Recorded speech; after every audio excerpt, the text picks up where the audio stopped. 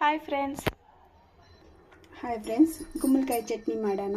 ಇದಕ್ಕೆ ಬೇಕಾಗಿರೋ ಪದಾರ್ಥ ಈರುಳ್ಳಿ, ಬೆಳ್ಳುಳ್ಳಿ, ಒಣಮೆಣಸಿನ್ಕಾಯಿ ಫ್ರೆಂಡ್ಸ್. ಇದು ಸಣ್ಣಕ್ಕೆ ಹೆಚ್ಕೋಬೇಕು ಫ್ರೆಂಡ್ಸ್. ಬಾಣಲಿ ಇಟ್ಕೊಂಡು ಆಯಿಲ್ ಹಾಕ್ಕೊತಾ ಇದ್ದೀನಿ ಫ್ರೆಂಡ್ಸ್. ಸ್ವಲ್ಪ ಒಣಮೆಣಸಿನ್ಕಾಯಿ ಹಾಕ್ಬಿಟ್ಟು ಫ್ರೆಂಡ್ಸ್ ಹುರ್ಕೋಬೇಕು ಮೆಣಸಿನ್ಕಾಯಿ ಎಲ್ಲ ಫ್ರೆಂಡ್ಸ್. ಈರುಳ್ಳಿ ಹಾಕ್ಕೊತಾ ಇದ್ದೀನಿ. ಈರುಳ್ಳಿನೂ ಚೆನ್ನಾಗಿ ಹುರ್ಕೋಬೇಕು.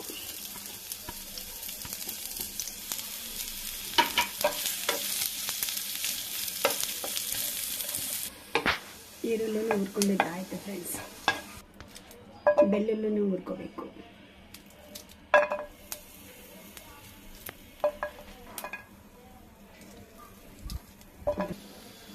ಬೆಳ್ಳುಳ್ಳಿ ಹುರ್ಕೊಂಡಿದ್ದಾಯಿತು ಫ್ರೆಂಡ್ಸ್. ಇವಾಗ ಸ್ವಲ್ಪ ಆಯಿಲ್ ಹಾಕ್ಕೊಂಡು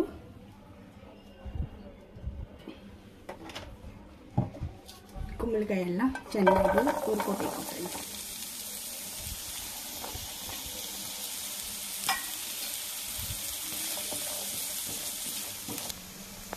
ನೋಡಿ ಫ್ರೆಂಡ್ಸ್, ಹಿಂಗೆ ಹುರ್ಕೋಬೇಕು. ಲಟ್ಟದಾಗೈತೆ ನೋಡಿ.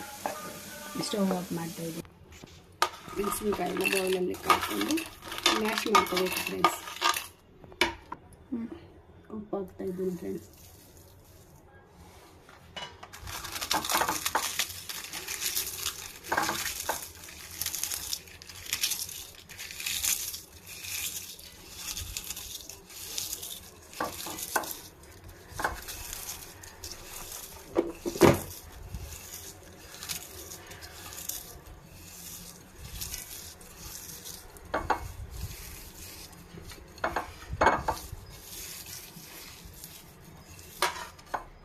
ಬೆಳ್ಳುಳ್ಳಿ ಹಾಕ್ಕೋಬೇಕು ಫ್ರೆಂಡ್ಸ್.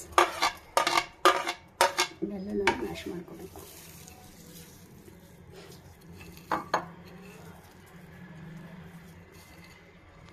ಕುಂಬಳಕಾಯಿ ಹಾಕ್ಕೋಬೇಕು. ಅದನ್ನು ಚೆನ್ನಾಗಿ ಮ್ಯಾಶ್ ಮಾಡ್ಕೋಬೇಕು.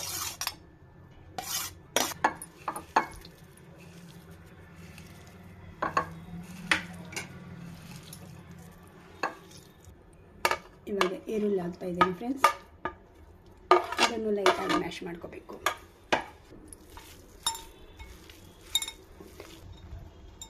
ನೋಡಿ ಫ್ರೆಂಡ್ಸ್, ಚಟ್ನಿ ರೆಡಿ ಆಯಿತು. ಚೆನ್ನಾಗಿರುತ್ತೆ ಫ್ರೆಂಡ್ಸ್, ಸಿಹಿ ಇರೋದಿಲ್ಲ, ಚೆನ್ನಾಗಿರುತ್ತೆ.